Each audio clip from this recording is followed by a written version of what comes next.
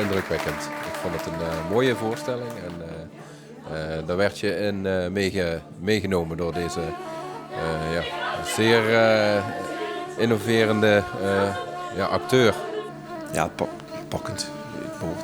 Het komt er binnen, ontzettend. Ik vond de voorstelling bijzonder indrukwekkend. Erg knap hoe iemand zijn eigen verhaal zo compleet kan vertellen met zoveel indruk. Een 1,5 uur doodse stilte in de zaal. Heel erg knap.